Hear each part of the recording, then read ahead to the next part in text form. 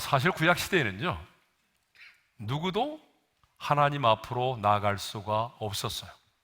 그래서 하나님의 임재를 상징하는 그 언약궤를 만진 자도 죽었고 그 언약궤를 바라본 자도 다 죽었어요. 그러나 지금 우리는 마음만 먹으면 언제든지 예수의 보혈을 의지하여 은혜의 보좌 앞에 담대히 나아갈 수가 있는 것입니다. 그런데 이 영광스러운 보좌에 우리 하나님이 좌정하여 계시는데, 그러면 이 보좌에 앉으신 주님이 뭘 하시느냐는 거예요. 이 보좌에 앉으신 하나님은요, 지금 우리가 드리는 이 찬양과 경배를 받으십니다. 그리고 우리를 위하여 중보하며 기도하고 계십니다. 그래서 우리를 위하여 간구하시는 자라고 로마서 8장 34절에서 말하고 있고, 또한 역사를 주관하시고 통치하시고 다스리고 계십니다. 그래서 시편 103편 19절에서는 이렇게 말하고 있어요. 여호와께서 그의 보좌를 하늘에 세우시고 그의 왕권으로 만유를 다스리시도다. 그러니까 보좌에 앉으신 하나님은요, 우리의 찬양과 경배를 받으시고, 그리고 만국을, 역사를 주관하시고 만국을 다스리시며 통치하시며 우리를 위하여 중보하며 기도하고 계신다는 거죠. 예. 근데 우리를 위하여 중보하시는 주님은요, 어때요? 그냥 기도하시는 것이 아니에요. 우리의 연약함을 친히 동정하시는 분이에요. 그래서 우리가 이 땅을 살아가면서 지금 우리가 겪고 있는 우리의 연약함, 우리의 아픔에 대해서 친히 공감하시면서 그 공감된 마음으로 우리를 위하여 중보하시며 기도하고 계십니다. 그런데 여러분, 성경에 보니까요, 은혜의 보좌만 있는 게 아니에요. 심판의 보좌도 있어요. 예? 그래서 시편 9편 7절을 보게 되면 여호와께서 심판을 위하여 보좌를 준비하셨다라고 말씀하고 있어요. 우리 함께 읽겠습니다. 다 같이요. 여호와께서 영원히 앉으시며 심판을 위하여 보좌를 준비하셨도다. 그러니까 심판의 보좌도 있는 거죠. 그런데 요한계시록을 보게 되면 이 하나님의 심판의 보좌를 이렇게 말하고 있어요. 크고 흰 보좌다라고 말하고 있어요. 크다라고 하는 말이에요. 심판의 보좌가 크다라고 하는 말은 그 보좌의 사이즈가 크다는 말이 아니에요. 하나님의 심판이 모든 피조물에게 미칠 만큼 크다는 거예요. 그리고 하나님의 심판의 보좌가 휘다라고 하는 것은 하나님께서 심판하실 때에 당신의 거룩하심과 공의로우심을 따라 공정하게 하나님이 심판하실 것을 말하고 있습니다. 그러면 여러분, 누가 이 심판을 받습니까? 요한계시록 20장 12절에 보면은요, 이렇게 돼 있어요. 다 같이요. 죽은 자들이 자기 행위를 따라 책들에 기록된 대로 심판을 받으니. 그러니까 누가 이 심판의 보좌 앞에 서야 하느냐? 누가 이 심판을 받느냐? 죽은 자들이 받아요. 죽은 자들이 자기들의 행위를 따라 이 심판의 보좌 앞에 서야 합니다. 그러면 죽은 자들은 누구죠? 자, 여기서 죽은 자들은요, 하나님의 생명책에 기록되지 않는 자들이에요. 예? 요한계시록 20장 15절의 말씀을 읽겠어요. 다 같이요. 누구든지 생명책에 기록되지 못한 자는 불못에 던져지더라. 예. 그러면 생명책에 기록되지 못한 자들이 어떤 사람들일까요? 예수의 생명이 없는 자들이죠. 그러면 예수의 생명이 없는 자들은 누굴까요? 죄와 죽음의 문제를 해결받지 못한 사람들이죠. 그러면 이렇게 죄와 죽음의 문제를 해결받지 못하여 예수님의 생명이 없는 자들, 그 생명책에 기록되지 않은 자들, 그 죽은 자들이 심판을 받게 되는데 어떤 심판을 받게 될까요? 자, 방금 우리가 읽었던 말씀을 다시 한번 읽어보도록 하겠습니다. 다 같이요. 누구든지 생명책에 기록되지 못한 자는 불못에 던져지더라. 영원히 꺼지지 않는 불못에 던짐을 받게 된다는 거예요. 이것이 바로 심판의 보좌입니다. 그런데 많은 사람들은요, 이 사실을 믿지 않아요. 아니, 뭐 죽으면 끝이지. 너 죽어봤어? 많은 사람들은요, 이 심판의 보좌를 믿지 않아요. 심판의 보좌 앞에 서게 된다는 것, 그리고 하나님의 심판이 이렇게 이루어진다는 것에 대해서 믿으려고 하지 않아요. 그러나 여러분, 기억하십시오. 죄와 죽음의 문제를 해결받지 못한 사람들은요, 한 사람도 예외 없이 이 심판의 보좌 앞에 서야 하고 공의로우신 하나님의 심판을 받아야 하는 것입니다. 자, 그런데 오늘 본문을 보게 되면 우리에게 심판의 보좌로 나아갈 것이 아니라 은혜의 보좌 앞으로 나아갈 것이니라고 말씀하고 있어요. 그렇죠? 자, 16절 하반절의 말씀을 읽겠어요. 시작. 은혜의 보좌 앞에 담대히 나아갈 것이니라. 자, 우리는 심판의 보좌가 아닌 어디로 가야 돼요? 은혜의 보좌 앞으로 나아가야 됩니다. 그러면 심판의 보좌는 하나님의 심판이 시행되는 곳이에요. 은혜의 보좌는 어떤 걸까요? 하나님께서 은혜를 베푸시는 곳이에요. 그러면 은혜란 무엇인가를 알아야 되잖아요. 여러분, 은혜가 뭐예요? 은혜라고 하는 것은 아무런 조건 없이 값없이 베풀어 주시는 하나님의 호의와 사랑을 말해요. 그러므로 은혜의 보좌는요, 자격이나 조건을 따지는 곳이 아니에요. 그 은혜의 보좌는 하나님께서 우리의 죄를 막 지적하고 판단하고 평가하고 혼을 내는 곳이 아니에요. 내가 아무리 넘어졌어도, 아무리 내가 실패했어도, 아무리 내가 더럽혀졌어도 내가 예수의 보혈을 의지하여 은혜의 보좌 앞에 나아가면 하나님께서는 우리 죄를 정결케 하시고 씻어주시고 우리에게 긍휼과 자비와 은혜를 베풀어 주신단 말입니다. 그렇기 때문에 여러분, 중요한 것은 내가 얼마나 많이 넘어졌느냐 보다 중요한 것은 내가 은혜의 보좌 앞에 나아가는 것이 훨씬 더 중요합니다. 여러분, 우리 중에 질병의 고통 가운데 있는 분이 계세요. 배신의 아픔이 너무나 커서, 재정의 어려움이 너무나 커서, 관계의 갈등이 너무나 커서 내 인생이 끝난 것처럼 보일지라도 우리는 은혜의 보좌 앞으로 나아가야 합니다. 아니, 내가 받은 상처가 너무 커서 주저앉고 싶을지라도 우리는 어디로 가야 돼요? 은혜의 보좌 앞으로 나아가야 합니다. 사탄이 지난날의 나의 죄를 끊임없이 까발리고 참소할지라도 우리는 사탄의 참소를 이겨내며 은혜의 보좌 앞으로 나아가야 합니다. 그런데 오늘 말씀을 보게 되면 은혜의 보좌를 향하여 나아가되 어떻게 나아가라고 말하고 있어요? 담대히 나아가라고 말하고 있어요. 은혜의 보좌 앞에 담대히 나아갈 것이니라. 예? 부끄러움과 수치스러운 모습을 가지고 나가지 말라는 거예요. 또한 무모한 배짱이나 뻔뻔함을 가지고 나가지 말라는 거예요. 무례한 태도로 나가라는 말도 아니에요. 당당하게, 담대하게 나가라는 거예요. 내가 아무리 많은 죄를 졌을지라도, 아무리 실패했을지라도 예수의 보혈을 의지하여 은혜의 보좌 앞에 나가는 자는 어떻게 나가라고요? 젊은 사람들이 쓰는 말처럼 쪽팔리게 나가지 말고 담대하게 나가라는 거예요. 담대하게. 그러면 누가 그 은혜의 보좌 앞에 담대히 나아갈 수 있느냐라고 하는 거예요. 두 가지 이유 때문에 그렇습니다. 첫 번째, 예수의 피를 힘입은 자가 담대히 나갈 수 있어요. 여러분, 요한계시록 7장 14절의 말씀을 읽겠습니다. 다 같이요. 어린 양의 피에 그의 옷을 씻어 희게 하였느니라. 그러니까 예수의 보혈로 정결함을 입었기 때문에 담대히 나가라는 거예요. 히브리서 10장 19절의 말씀을 읽겠어요. 다 같이요. 우리가 예수의 피를 힘입어 성소에 들어갈 담력을 얻으나니. 예수의 보혈을 힘입으면 누구든지 간에 은혜의 보좌 앞에 담대히 나아갈 수가 있다는 거예요. 그 이유가 뭘까요?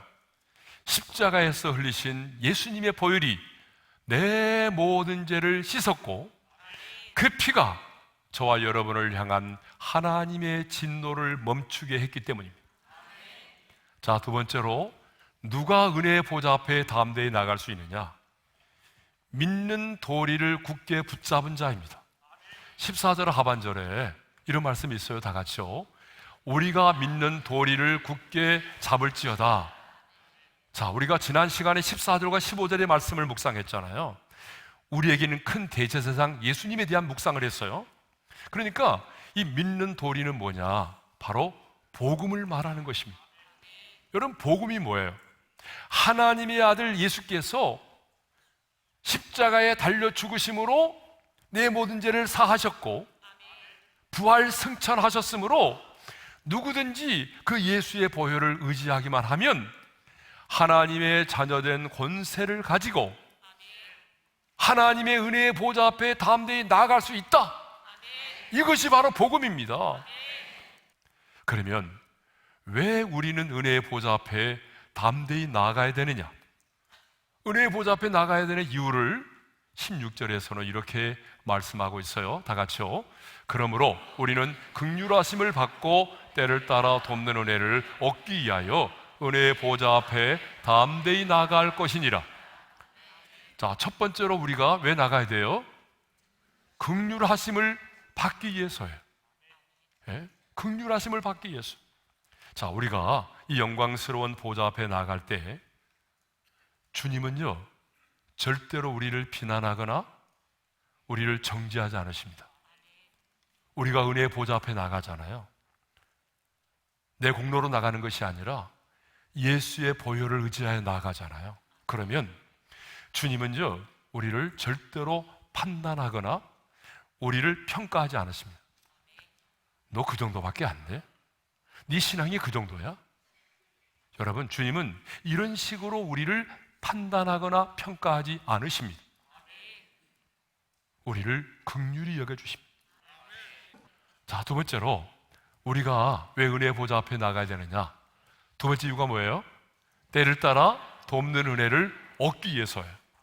자, 16절의 말씀 다시 한번 읽어볼까요? 다 같이요. 그러므로 우리는 긍휼하심을 받고 때를 따라 돕는 은혜를 얻기 위하여 은혜의 보좌 앞에 담대히 나갈 것이니라. 자, 우리는 이미 은혜로 구원을 받았습니다. 아멘 안 하신 분들은 어떤 사람이죠? 그러면 당신의 행위로 구원받았나요? 다시 한번요. 우리는 은혜로 구원을 받았습니다. 그런데 은혜로 구원받은 우리는 그러면 어떻게 살아야 되죠? 은혜로 구원받은 자의 특징이 있어요. 은혜로 구원받은 자는 반드시 은혜로만 살게 되어 있습니다. 은혜로 구원받기 이전에 우리는요, 하나님의 은혜가 아니어도 살 수 있다고 생각하며 살았던 사람들이에요. 여러분 그러지 않았어요? 여러분 예수 믿고 거듭나기 전에 여러분이 하나님의 은혜를 모를 때 여러분 힘으로 살았잖아요. 여러분 자신을 믿고 살았잖아요. 그런데 은혜로 딱 구원을 받고 나니까 뭐예요? 깨달아지는 게 있어요. 아, 은혜가 아니면 살아갈 수가 없네. 이것을 보여주는 것이 바로 약속의 땅 가나안이에요. 이스라엘 백성들이 가나안 땅에 들어가기 전에 애굽 땅에 있었어요. 그들이 애굽 땅에 있을 때는요, 이른 비와 늦은 비의 은혜가 필요 없었어요. 왜? 나일강이 있어서 농사 지는데 어려움이 없었어요. 하늘을 바라보지 않아도 됐어요. 그런데 약속의 땅 가나안에 들어오고 보니까 뭐예요? 이른 비와 늦은 비가 내리지 않으면 살아갈 수 없어요. 때를 따라 도우시는 하나님의 은혜가 아니면 살아갈 수 없는 것이 바로 가나안의 삶이었어요. 그렇습니다. 은혜로 구원받은 우리는 여전히 하나님의 은혜가 아니면 살아갈 수가 없습니다. 그러니까 다른 사람은 몰라도 은혜로 구원받은 우리는 은혜가 아니면 살아갈 수 없다는 것이에요. 이것이 은혜 받은 자의 특징이에요. 한번 생각해 보세요. 불의의 사고도 많고 질병도 많고 전쟁도 끊어지지 않는 이 세상 속에서 하나님의 은혜가 아닌들 살아갈 수 있겠어요? 예? 저 어둠의 세력이 나를 삼키려고 우는 사자처럼 덤벼들고 있는데 하나님의 은혜가 아닌들 살아갈 수 있겠어요? 예? 깨어지면 질그릇처럼 바싹 떨어지면 질그릇처럼 바싹 깨어지는 연약한 내 자신인데, 예? 구원받고 하나님의 자녀가 되었지만 여전히 내 안에 타락한 죄성이 꿈틀거리고 있는데, 아니 5분을 알지 못하는 내가 하나님의 은혜가 아니고 늘 하나님의 은혜가 없이 살아갈 수가 있겠어요? 예? 그래서 우리는요, 은혜가 아니면 살 수 없네라는 찬양을 날마다 부를 수밖에 없는 거예요. 예? 우리는 은혜가 아니면 살아갈 수가 없습니다. 그래서 우리는 매일매일 이 은혜를 얻기 위해서 은혜의 보좌 앞으로 나아가야 하는 거예요. 예? 우리가 비행기를 타려면 공항으로 가야 되잖아요. 배를 타려면 항구로 가야 되잖아요. 여러분, 몸이 아프면 병원으로 가야 되잖아요. 마찬가지예요. 은혜로 구원받은 우리가 은혜를 받으려면 어디로 가야 됩니까? 클럽으로 가야 됩니까? 어떤 분은 제가 많은 곳에 은혜가 넘친다고 그래서 클럽에서 하나님 은혜를 경험하겠다고 그러는데, 여러분, 그런 일은 없어요. 예? 은혜를 받으려면 어디로 가야 돼요? 은혜의 보좌 앞으로 가야 되는 겁니다. 그런데 10절의 말씀을 보니까, 16절의 말씀을 보니까 우리에게 필요한 은혜가 어떤 은혜라고 말하는가 하면은 때를 따라 돕는 은혜라고 말하고 있어요. 때를 따라 돕는 은혜를 얻기 위하여 은혜의 보좌 앞에 담대히 나갈 것이니라. 그러면 여러분, 때를 따라 돕는 은혜가 뭐예요? 가끔 생각날 때마다 우리를 도와주시는 거예요? 그게 때를 따라 돕는 은혜예요? 아니에요. 여기서 말씀하고 있는 때를 따라 돕는 은혜라고 하는 것은 이런 겁니다. 하나님께서 보실 때에 가장 적절한 때, 가장 최선의 방법으로, 그리고 내 영혼에 가장 유익한 것으로 나를 도와주신다는 거예요. 이것이 바로 때를 따라 도우신다는 의미예요. 여러분, 모든 일에는 때가 있잖아요. 계절에도 여러분 때가 있잖아요. 눈은 겨울에 내려야 하잖아요. 그런데 한여름에 눈이 내리면 어떻게 될까요? 여러분, 그러지 않아요? 사람에게도 때가 있잖아요. 공부를 해야 될 때가 있고 결혼도 해야 될 때가 있어요. 신앙생활도 마찬가지입니다. 때가 있어요. 그래서 하나님은 감당치 못할 시험당함을 허락지 않겠다고 약속하셨어요. 하나님께서 믿음의 조상 아브라함에게 독자 이삭을 바치라고 명령하셨는데요, 하나님께서 그를 불러낸 지 얼마 되지 않아가지고 아이를 주시고 네 아들 바쳐라 그러면 아브라함이 바치겠어요? 아직 아브라함에게 그런 믿음도 없잖아요. 그러니까 자기 아내를 자꾸 속였잖아요. 그런 사람에게 독자 이삭을 바치라고 그러면 아브라함이 바치겠어요? 하나님께서 아브라함에게 독자 이삭을 바치라고 할 때가 언제냐? 독자 이삭을 바칠 수 있을 만큼 믿음이 성장했을 때입니다. 그때 하나님께서 아브라함에게 네 사랑하는 독자 이삭을 바치라고 말씀하신 거예요. 신앙생활에도 때가 있어요. 기도 응답에도 때가 있어요, 여러분. 예? 하나님은요, 내가 기도한다고 그래서 무조건 응답해 주는 게 아니죠.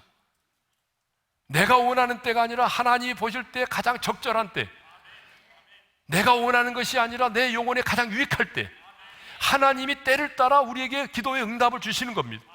물론 이 말은 하나님이 우리의 기도에 인색한 분이라는 말이 결코 아니에요.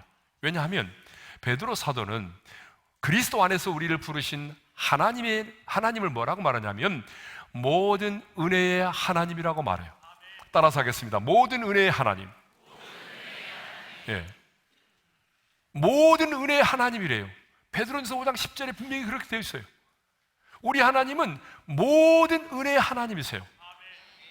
저는 이 말씀을 묵상하면서 너무나 감동했어요. 여러분, 모든 은혜 속에는 뭐가 들어가 있는지 아세요?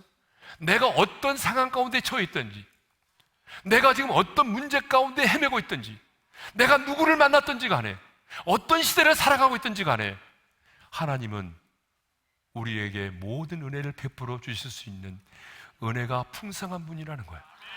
그러니까 하나님의 은혜의 보좌에 계시는 그 하나님은요, 때를 따라 돕는 모든 은혜를 완벽하게 준비해 놓고 계세요. 예? 그런데 그 모든 은혜 속에는 우리가 원하는 기도의 응답만 있는 것이 아니에요. 우리가 원하는 기도의 응답은 고난도 사라지고 아프지도 않고 고침받고 돈 많이 벌고 부자 되고 이런 거잖아요. 그런데 이런 것만 있는 게 아니에요. 모든 은혜는요, 모든 은혜 속에는 내가 원치 않는 견딤도 있어요. 내가 원치 않은 거절이라고 하는 것도 있어요.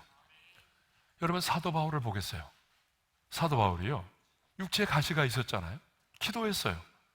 그랬더니 하나님이 응답을 해주셨는데, 이런 응답을 주셨어요. 예? 기분 나쁘지만 한번 읽어보겠어요, 다 같이요. 내 은혜가 내게 족하도다. 이는 내 능력이 약한 데서 온전하여짐이라. 이건 고절이거든요. 예? 네가 자고하여 교만해지는 것보다, 예? 이 육체를 가시고 있음으로 인해서 하나님의 은혜 속에 겸손한 자로 사는 게 더 유익하다는 거예요. 그래서 하나님은요, 그 육체의 가시를 제거해 주지 않았어요. 네 은혜가 내게 족하다라고 말씀하셨어요. 이것이 뭔지 알아요? 때를 따라 도우시는 하나님의 은혜예요. 예? 그러나 여러분, 분명한 것이 있어요. 우리가 은혜의 보좌 앞에 나가면 분명한 것이 있어요. 그게 뭔지 알아요?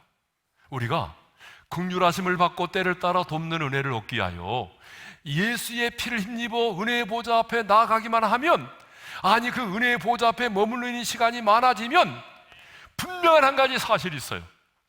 그 뭐냐면 하나님의 보좌의 영광의 광채가 우리에게 비추이기 시작한다는 것입니다.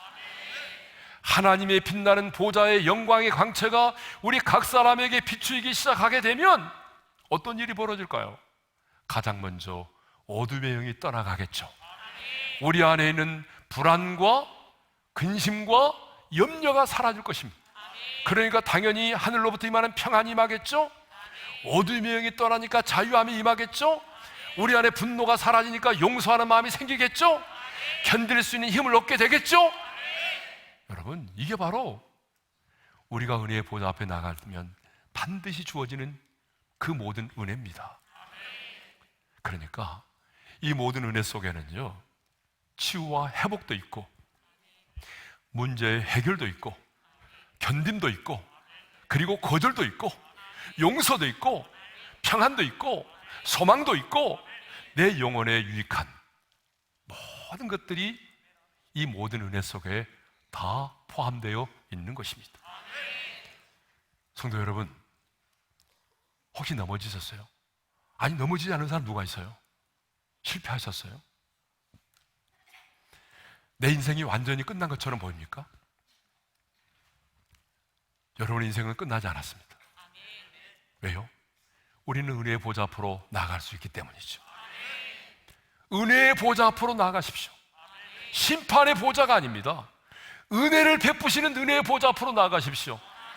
아무리 망가지고 실패하고 넘어졌을지라도 은혜의 보좌 앞으로 나아가면 은혜가 풍성하신 하나님, 모든 은혜의 하나님, 때를 따라 도우신 하나님이 반드시 여러분을 일으켜 세워 주실 것입니다. 견딜 수 있는 힘도 주실 것입니다. 그러므로 여러분, 아무리 실패하고 넘어졌어도 사탄의 참소 앞에 굴복하지 말고 은혜의 보좌 앞에 당당히 나가시기를 바랍니다. 아무리 신앙생활을 오래 했어도 여러분들이 교회 안에서 많은 직분을 가지고 있다고 한들, 또 여러분들이 성경에 대하여 해박한 지식을 많이 알고 있을지라도 은혜의 보좌 앞으로 나아가지 않으면 은혜는 받을 수가 없습니다. 그렇기 때문에 우리는 매일 매순간 은혜의 보좌 앞으로 나아가야 하는 거죠. 그러면 은혜의 보좌 앞으로 나가는 게 뭘까요? 사실 이게 너무 중요한데 시간이 없기 때문에 간단히 하겠습니다. 은혜의 보좌 앞으로 나가는 게 뭐냐는 거예요. 은혜의 보좌 앞으로 나가는 것은요, 예배와 기도입니다. 왜냐하면 예배는 그 빛나고 높은 영광의 보좌에 나아가, 보좌에 앉으신 하나님께 나아가서 그분께 찬양과 존귀와 영광을 돌려드리는 것이 예배입니다. 기도란 무엇입니까? 그 보좌 앞에 계신 주님께 나아가 그분의 얼굴을 뵙는 것이 기도예요. 그러니까 여러분, 예배와 기도만이 하나님의 보좌 앞에 나아갈 수 있는 유일한 길이란 말입니다. 그러므로 우리는 매일 매순간 그 은혜의 보좌 앞에 나아가야 합니다. 은혜의 보좌 앞에 나아가면 하나님께서 우리를 긍휼히 여겨주시고 때를 따라 돕는 은혜를 베풀어 주십니다. 아무리 여러분이 큰 죄를 지었어도 은혜의 보좌 앞에 나아가면 주님은 여러분을 평가하지 않습니다. 주님은 여러분을 비난하지 않습니다. 왜냐하면 그곳은 우리에게 긍휼과 은혜를 베풀어 주시는 은혜의 보좌이기 때문입니다. 은혜로 구원받은 우리들, 하나님의 은혜가 아니면 한순간도 살아갈 수 없습니다. 그래서 저는 이 말씀을 들은 우리 모든 성도들이 매일 매순간 은혜의 보좌 앞에 나아가 주님께서 우리를 위하여 예배해 두신 그 모든 은혜를 풍성하게 누리면서 하나님의 은혜에 젖어서 은혜 속에 강한 자들로 살아가기를 주님의 이름으로 축원합니다.